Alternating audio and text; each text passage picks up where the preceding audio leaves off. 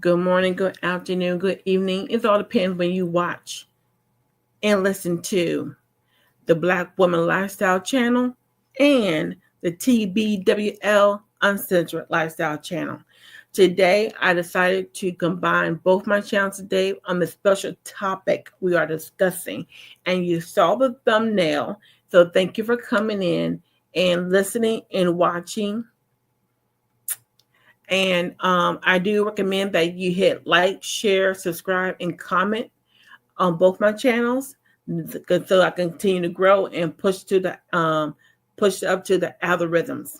Okay, so before some of you have been to one or both my channels, let me give you a little heads up, discuss a little bit on my channel. Okay, the Black Woman Lifestyle channel is a destination for empowering Black women of all ages.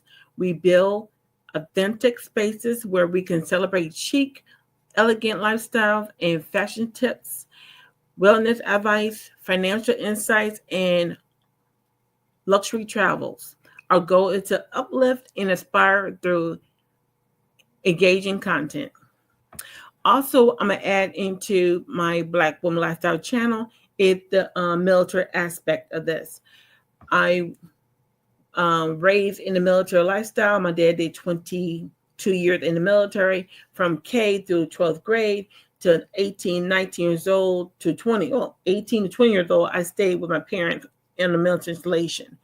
I've been stationed overseas and stateside. And I think that also did 6 years in the U.S. Navy. Also a military spouse. My husband did 20 years. I met him in the military. So I raised kids in the military.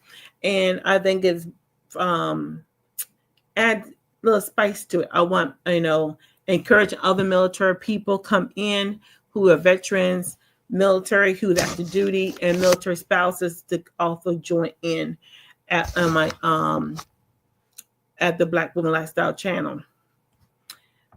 My next channel I have is sorry about that.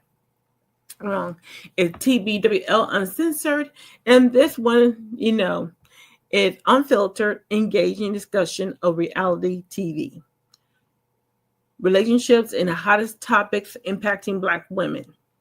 And this channel here is more fun, and also I get a little, emotional, little hype, little, passionate in this one, because this is an open dialogue for everybody to able to vent, to talk, and to give some insights what you thinking of certain TV shows and certain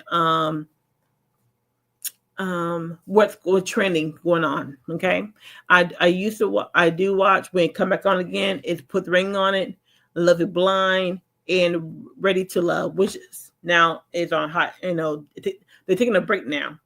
Ready to Love taking a break. It should come back on again May or June. So go and look up my go and look at the archive, see what I have so far on both my channels, and like, share, comment, subscribe. So let's get into it before we get started. The copyright disclaimer under Section 107 of the Copyright Act of 1976. Allowance is made for the fair use for purposes such as criticism, comments, news reporting, scholarships, and research. Occasional or personal use tips the balance in favor of the fair use.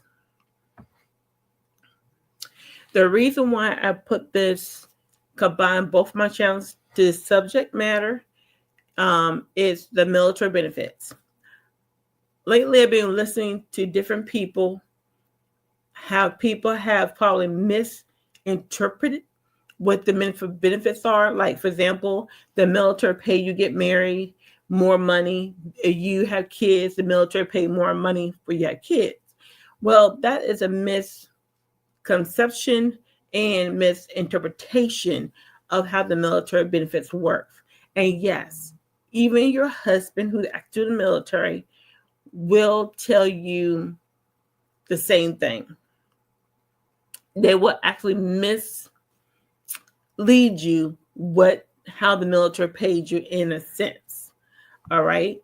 Number two, we now in the military that we have, same sex or, in the military, and same sex also married. And same as, men and women get married.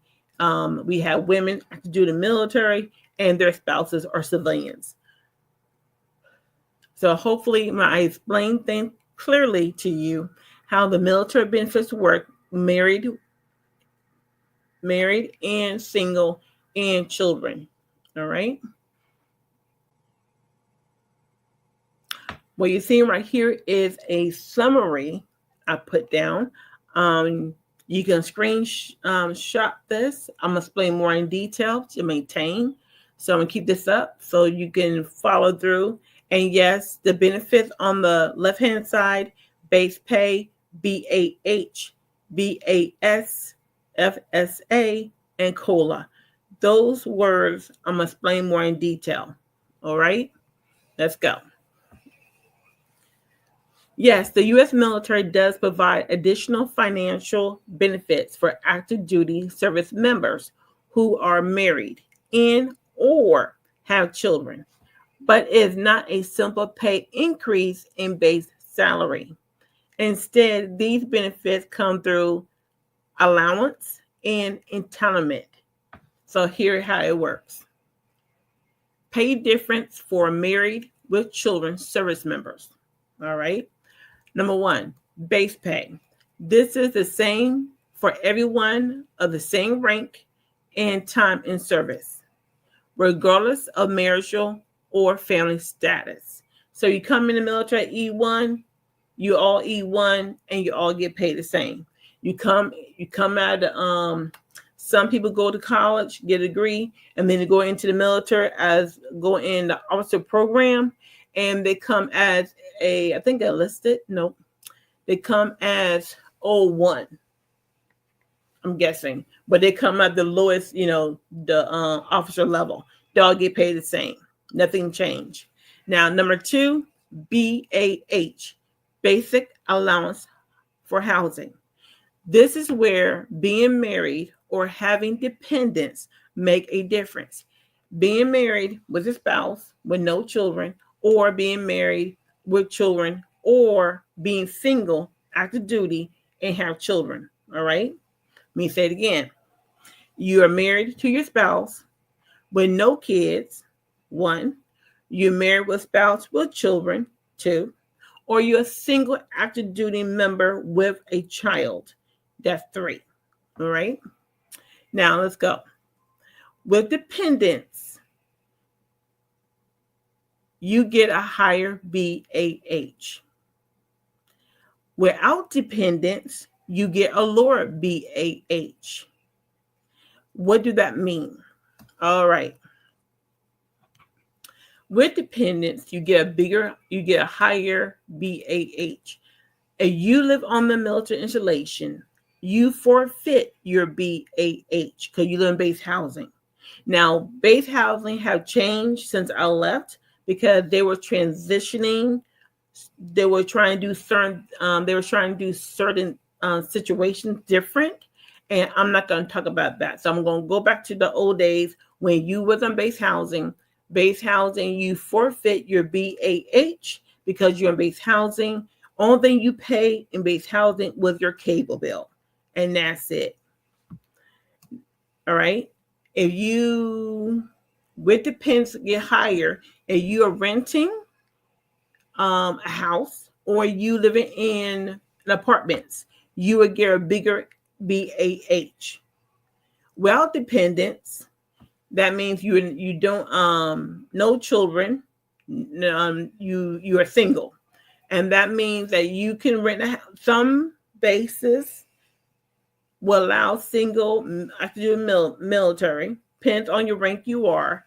You can rent out an apartment or a house. So when you're single, you get a lower BAH. That's all it is. All right. BAH is calculated based on the duty station cost of living in your pay grade. For example, if you live In California, your pay a little higher, cost of living is higher. And you live in Jersey, your pay is higher than California when I was in Navy. All right. So Connecticut, your pay might be higher. It all depends. Not your pay, your BAH is higher. Depends on where you live in. Hawaii, same thing. You might get a higher BAH. All right. Location, all 50 state plus.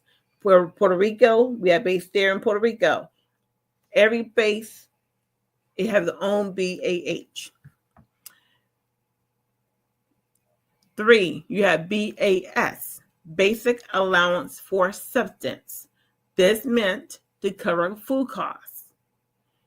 It is the same regardless of dependence, but only active duty members get it, not spouses nor kids. And I will explain more in detail what it means, not spouses or kids. All right. However, if you're living in the barracks, single service member might not receive BAS.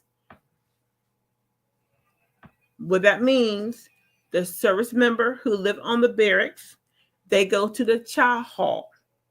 That's why they would not receive BAS. Whereas married members typically do.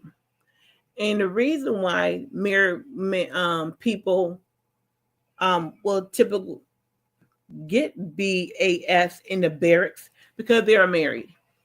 And the saying is they're not forcing the married member.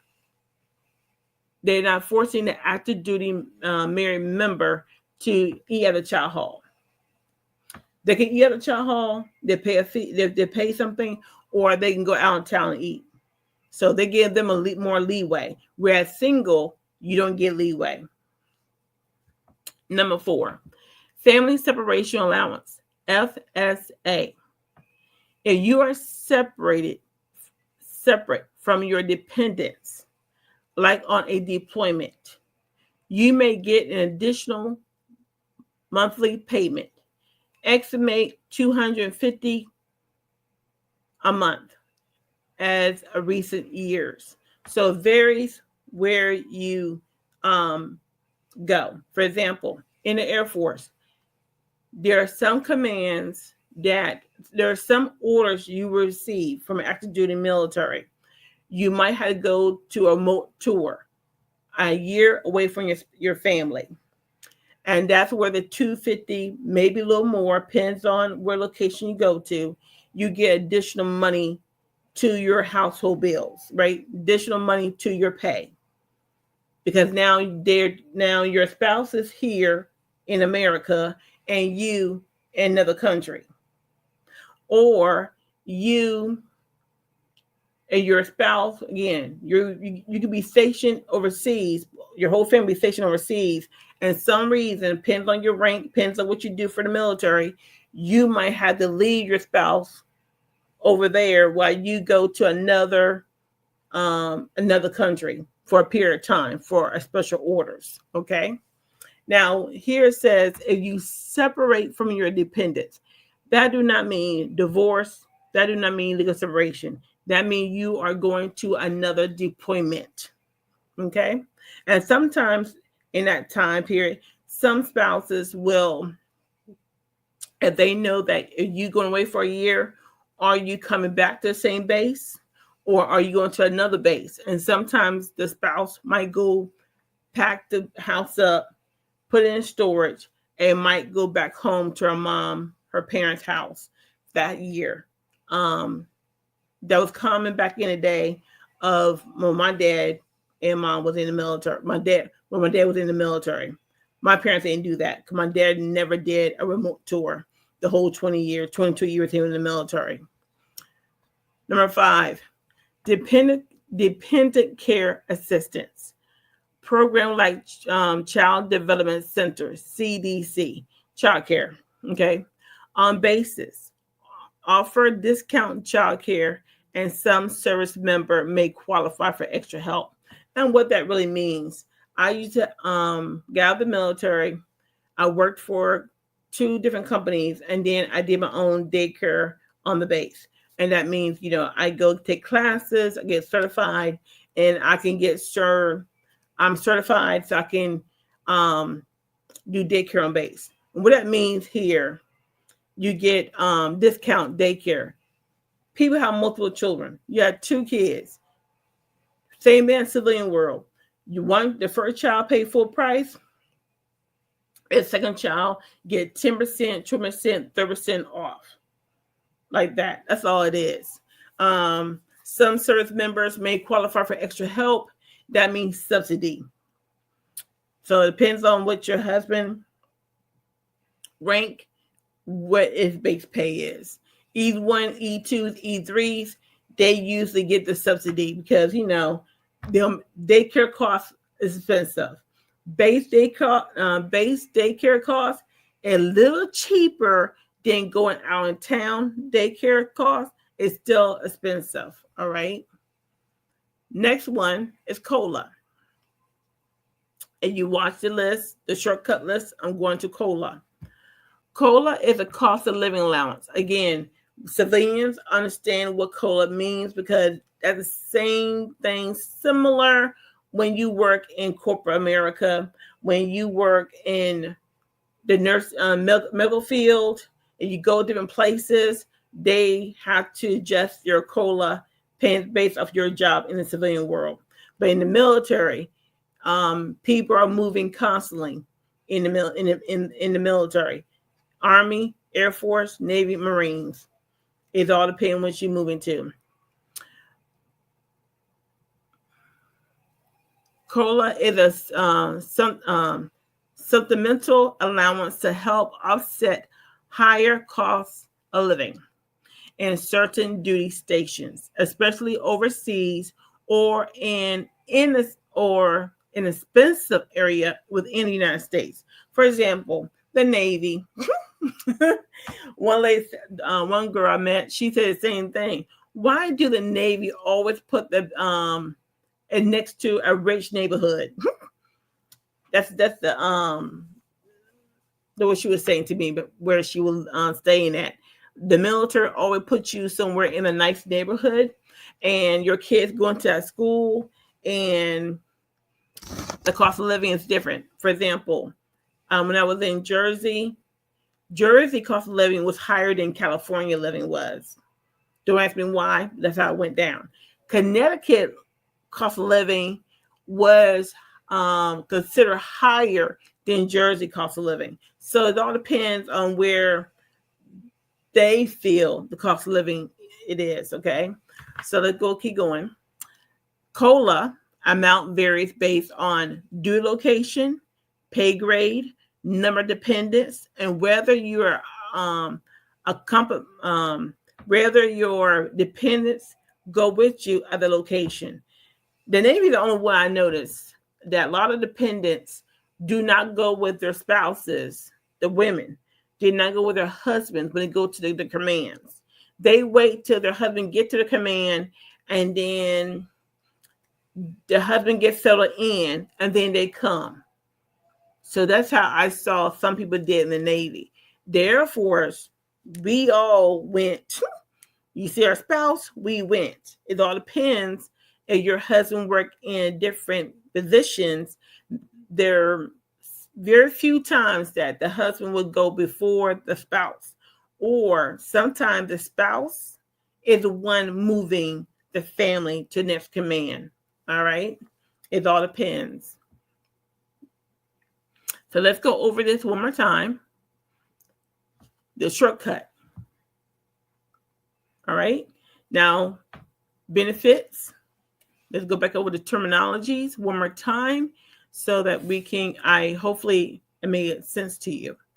Base pay. This is the same for everyone of the same rank and time and serve, regardless of marital family status. BAH, basic allowance for housing. This is where being married or having dependents make a difference. BAS, basic allowance for substance. This is meant to cover food costs. Family separation allowance, FSA, if you are separate from your dependents, like a deployment, you may get additional monthly payment. Estimate around $250 as of recent years, varies. Army, Navy, Marines, Air Force. It varies per branch of service. All right. Boom. 5 is that was on this. It's not on this here, not on the short list, to my knowledge. Nope. So this is another one here. Dependent care assistance program like CDC, Child Development Center, daycare, on basis offer discount child care, and some service member may qualify for extra help. Again, subsidy daycare. Okay. Discount child care, it just means you have 2 kids, one paid full price, the other one get 10, 20, 30% off. The next one, cost of living, is COLA, cost of living allowance. And what that consists of is a sentimental allowance to help offset higher living costs in certain duty stations. All right. COLA amount varies, depends on due location, pay grade, numbers of dependents, whether you whether you have your dependents or your spouse with you at the location. All right. So right here, the diagram I hopefully you screenshot it so you're able to help other people to get it correctly done. So base pay, all the same. BAH, higher when you married with kids. Single, no kids, lower. Okay. That means you single with nobody. BAS, same all through. FSA, again, if you are deployed. Army, they go out somewhere. They go by themselves for, a year, whatever it is. Doing any wartime, there is an extra amount, extra money that will come into the person paycheck. Navy, you go out to sea for 6 months. You will get some of that money will be tax-free. And that's why a lot of people will tell their spouse, hey, save the money, save our pay the bills, but save majority of the money so that we can make some money at the end of the 6 months out to sea. Okay. COLA varies, higher with dependents if qualified.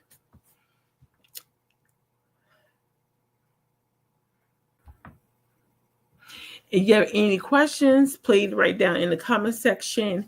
I'm just asking anybody here is a military brat with service your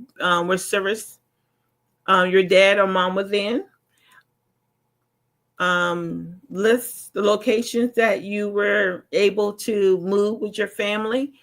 If you were in the DoD school system, that means you was overseas and went school overseas. How you like it, and you're a military spouse. Explain a little bit about that. And yes, I'm gonna go back to what I told you. I'm gonna go back to when people had this idea saying that the military would pay for you of your marriage, and military pay if you have babies. Okay, before. My dad came in the military in 1972. And while he came in the military did pay. My dad got the base pay. My mother did receive a paycheck in the military. And the military check she received was BAS, the basic allowance for substance. You know what I'm saying? That's for the food costs. And the reason for that, she received that money, is because she was a housewife. The food costs. That means she got money to pay for to go grocery shopping. And that was the money for use. All right. And back in the day, the military used to pay, and you had children. And you go back way, don't watch TV, don't watch the movies, because in the movies they only show you 2 or 3 kids. That's it. All right. But way back then, my dad said people had 6 children. It wasn't unheard to have 6, 7, 8 kids. The military stopped that. I think the military stopped that before 1980 or a little bit after 1980. They stopped that. All right. Don't know why they stopped it, but they used to pay you how many kids you had. Military used to pay that. What else they did in the military old days? Those only 2 things happened. Now, in World War One and World War II, you know, the war brides and all those things. Most people who were in the military did not have a high school diploma. That's why the GI Bill came. The GI Bill came in for people to get their GI Bill. Not GI Bill, sorry. Not the GI Bill? GED, sorry. The GED originated from the military. People didn't know that. The GED was originated from the military. So that after doing military, people can get their GED while they're in the military. And during World War I, mostly World War I, you got the war brides. So most of the people, most of the women were not high school educated. Even though they want you to let you believe that most of the white people was educated. No, they was not. High school was not mandatory. It was not mandatory. High school became mandatory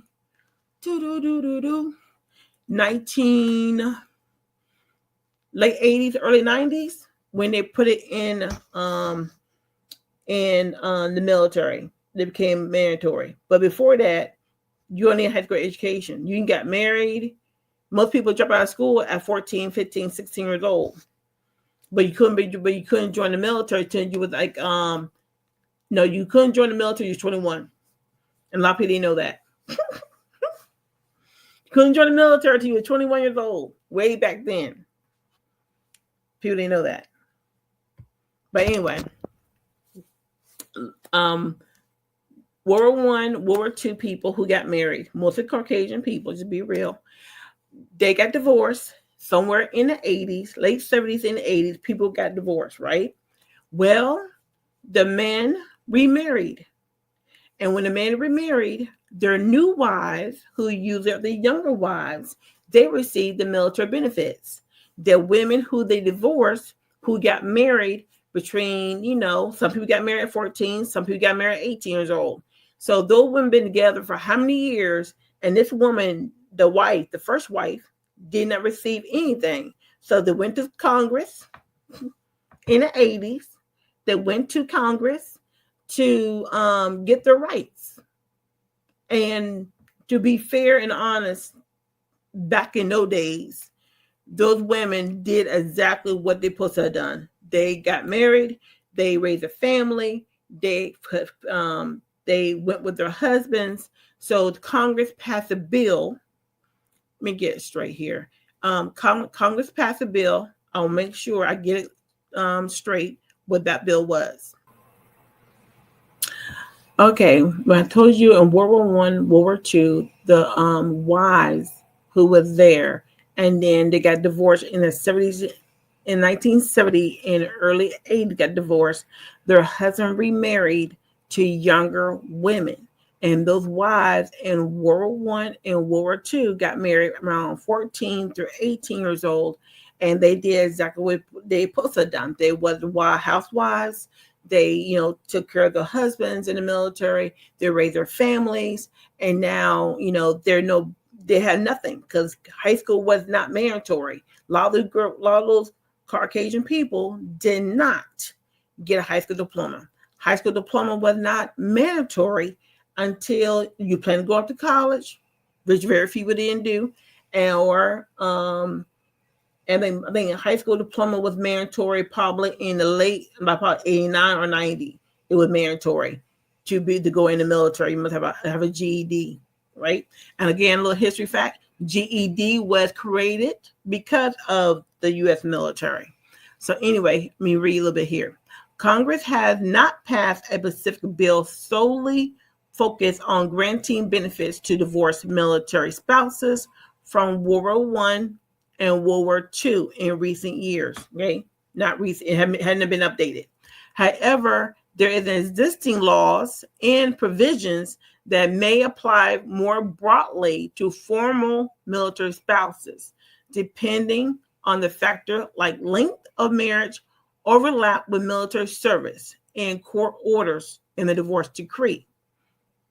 So here's the breakdown of what might apply to divorced military spouses, including those for World War I and World War II era. Let me share my screen. All right, get a little here. I'll go down. Now, this is actually did apply in 19. Okay, this is what a lot of people been talking about and have been, misleading. But this is what the women of World War One and World War II went to Congress for. All right, the Uniform Service Former Spouses Protection Act, USFSPA, passed in 1982 after World War II and World War One, allowed state court to divide military retirement pay as marital property in divorce. Apply only if divorce happened after 1982. The benefits eligibility was called the 20-20-20 rule. Ought to apply 20 years in the marriage, because some people came in the military after they were married, but it's 20 whole years being married. 20 years of military service. This is where it's hard. You have to be married to him while he served the military for 20 years. And that could be he do military and then he went to the reserves. That's kind of gray area, but that's what it means. 20 years of overlapping between the two. Okay. If met, the former spouse may receive full medical commissary in exchange privileges. Commissary mean, you go to the grocery store on base. Exchange means that, you go to the Air Force called the BX, the Navy called the next exchange, the Army is called PX something, and the Marines called something else. Okay, different names for different branch of stores on the base. Let me continue on. If a couple divorced long before 1982, especially shortly after World War II or World War One. Let me say it again. Make sure I wrote it right. Let me see if I did it right the first damn place. Okay. If the couple divorced long before 1982, especially shortly after World War II or World War One, military retirement pay may not have been legally divided. Survivor Benefit Plan, SBP. This is where the most military will understand this. Coverage may not have been granted to the former spouse unless it was set up later. So this means the Survivor Benefit Plan. This is where when your husband is retired from the military and he had to get you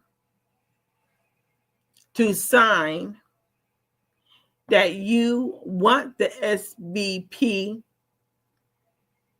or you don't want the SBP. You have signed yes or no to it. And what that means, the survivor benefit plan, you will only get, I think it is $300 a month. All right. If he passed, once he passed away, you receive $300 a month. It's like a life insurance policy. However, while he's retired, they take a percentage out of his retirement so that it pays the SBP. All right. Doesn't matter when he passed away, the percentage will take out of his retirement. All right. And you work for the federal government. If I do it right, and you work for the federal government, I think you also might have an SBP as well. I think. But anyway, let's keep going. Special legislation. There have occasionally been bills inducing in Congress to expand benefits for older or long-time divorced military spouses. Excuse me. But they rarely pass into law. These efforts often focus on survivors of veterans who were unaware of newer laws, correcting past legal inequalities. Okay, that's the reason why it's usually failed. Additional notes: the VA benefits typically do not go to divorced spouse unless specifically ordered by court or unless they remarry after age 57 and were eligible as surviving spouse. World War One, WW1 spouses will likely not still be living as of 2025. But World War II spouses might be in rare cases. All right. So they're aging out. Most of them are passing away at this time period. And then once this is what the rumor was when I was in the military. Some people want that. Some people really want the Uniform Service Former Spouse Protection Act to be do away, the USFSPA. The reason why people want that gone is because we are no longer in the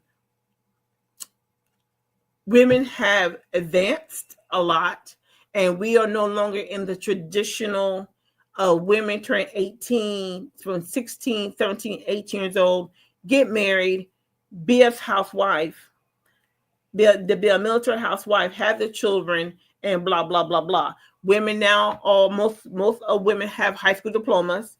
Most women are certified in something. Women have college degrees. So they, I know that some of the people, even women want that gone.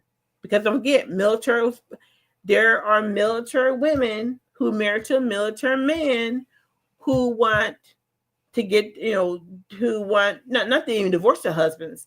They, in case, then down the road, the husband get out the military, and then he said, "I want my benefits." Okay, yes, and it has been done. It has been done.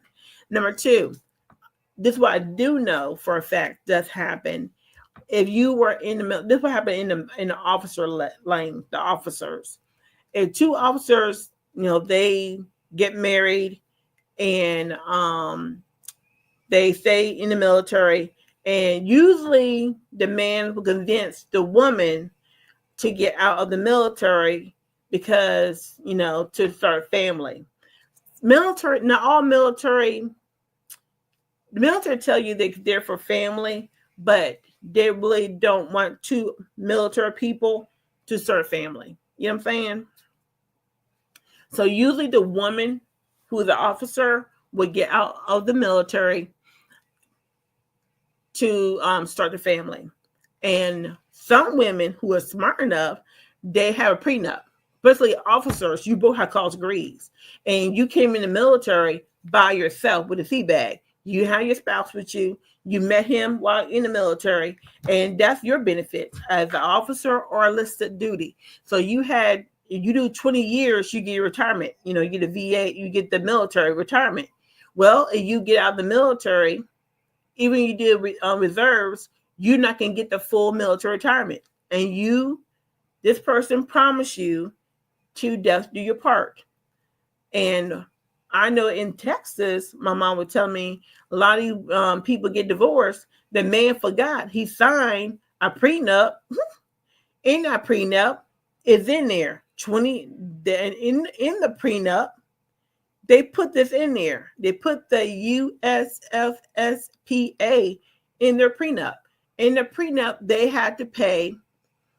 Well, so the prenup. I'm going to see the prenup. Say, in the prenup, the woman will put in. She would get half of the retirement. Sure did.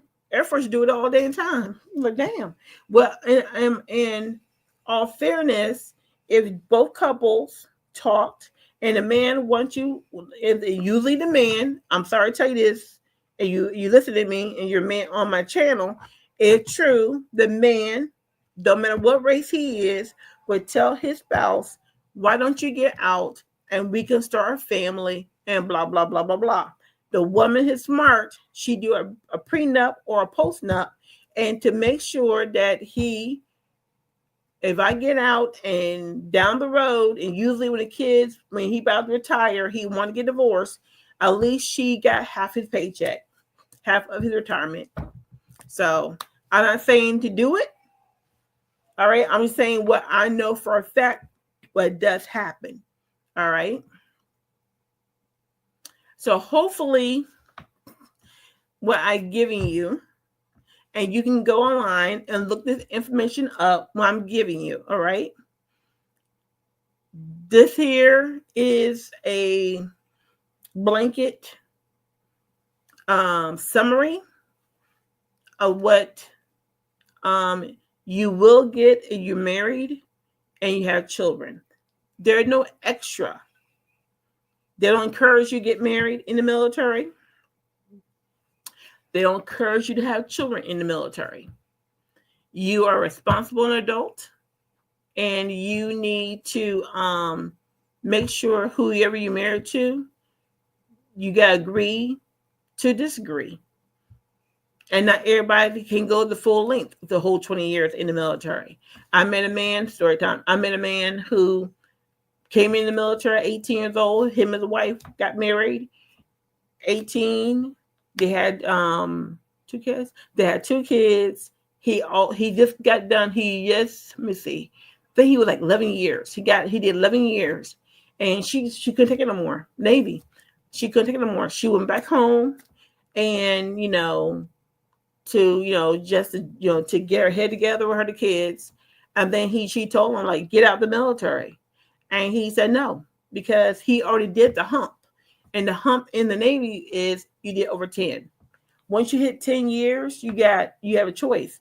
Sit down with your spouse, or what do you want? Do you want to continue on to do the X 10 years, retire, or you got 10 years, enough years to use that part of start a business, or go back home and start working.